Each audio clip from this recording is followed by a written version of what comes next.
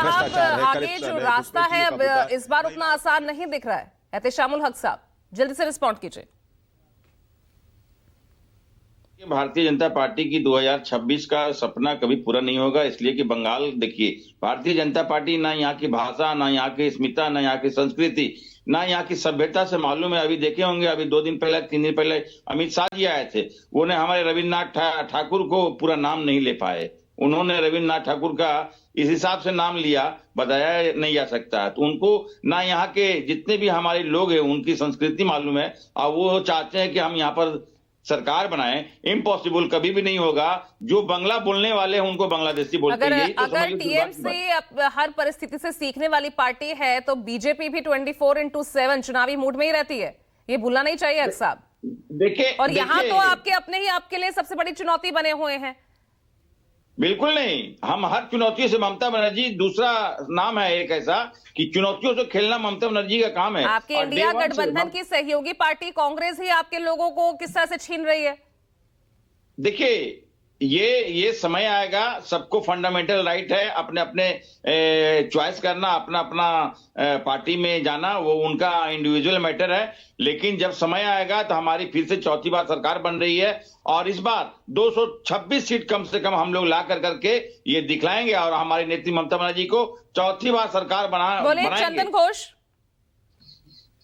हम लोग छीन नहीं रहे, ये हम लोग का घर वापसी हो रहा है। अभी ममता जी को लेकर अगर आप ये सोचिए, ये सभी का घर वापसी है। अगर कांग्रेस पे रिज्वाइन करे तो रिज्वाइन, ये नहीं ज्वाइनिंग नहीं होता है। और किसी का ऊपर कोई प्रेशर हम लोग नहीं देते। अगर हम लोगों का आइडियोलॉजी वो लोग सोचते हैं वहीं पे ठीक नहीं है तो यहीं पे आना है तो आ जाते हैं, ये दूसरा बात है। लेकिन जो मुद्दा हम लोग का अभी जो डिस्कशन हम लोग का हो रहा है, ये पहले सोचना पड़ेगा। राजीव जी को ये थोड़ा बताना पड़ेगा। राजीव जी, ये स्टेट इलेक्शन में Mamata ji is a very big figure, no doubt of it. ये साथ मोदी जी भी बड़ा फिगर है, लेकिन स्टेट इलेक्शन आपका क्या प्रोजेक्शन है? अरे ये बात तो आप बिहार में दोहराते रह गए ना, ये बात तो बिहार में भी आप दोहराते रह गए। हुआ क्या? अभिषेक तिवारी हंस रहे हैं, मुस्कुरा रहे अभिषेक तिवारी। आपका दर्द तो ताजा पूजा जी, अभिषेक तिवारी। हाँ। पूजा जी, भारतीय जनता पार्टी का जो चाल चरित्र और चेहरा है, ये देश की जनता के साथ साथ बंगाल की जनता भी बखूबी समझ रही है। जिस तरीके से फर्जी नैरेटिव बनाते हैं, जिस तरीके से लोगों को बरगलाते हैं, चाहे वो बिहार हो, चाहे वो महाराष्ट्र हो, चाहे वो दिल्ली हो, बंगाल में गए हैं, वहां पे घुसपैठे का मुद्दा उठाएंगे, कानून व्यवस्था का मुद्दा उठाएंगे, महिलाओं पर अत्याचार का मुद्दा उठाएंगे। जनता विश्वास कर रही है ना, जनता विश्वास कर रही है। आपका इंडिया गठबंधन तो पूरी तरह से डगमगा चुका है, आप बाहर हो चुके। यहाँ पर दीदी है, वो साथी पार्टियों के साथ लड़ने को तैयार नहीं है। पूजा जी, इंडिया गठबंधन की बात है नहीं, हाँ। बंगाल की जनता की बात है, बंगाल की भलाई की बात है। और वहां पे टीएमसी जिस तरीके से कार्य करे, भारतीय जनता पार्टी पूरी तरीके से, जिस तरीके से दिल्ली में बौखलाई हुई थी, वहां पे भी बौखलाई हुई है। मुझे लगता है वहां तो बौखलाहट तो उनके लिए और अच्छी बात है ना, बौखलाहट में दिल्ली जीत ली, इतना लंबा वनवास था। पूजा जी, दिल्ली इन्होंने जीता नहीं, दिल्ली में तंत्र जीता है, दिल्ली में इनका झूठ जीता है।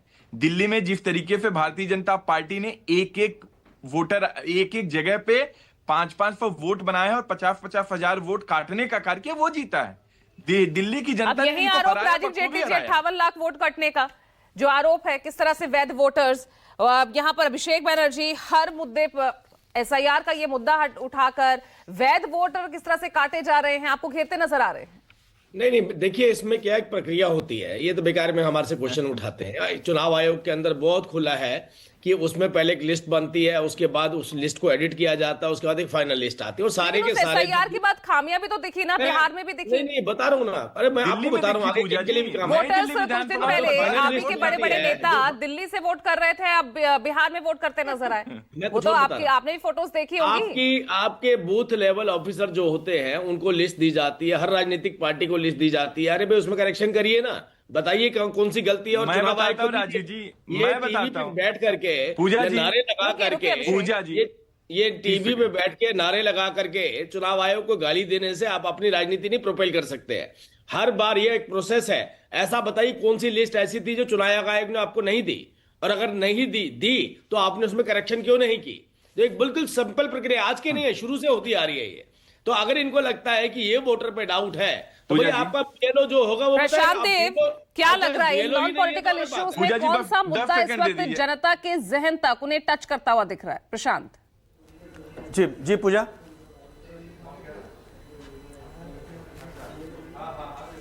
प्रशांत, क्या लग रहा है आपको ये जो नॉन पॉलिटिकल इश्यूज पर जो ये जो स्ट्रेटेजी तैयार बीजेपी कर रही है, कौन सा मुद्दा इसमें बंगाल की जनता के दिल तक पहुंचता दिख रहा है?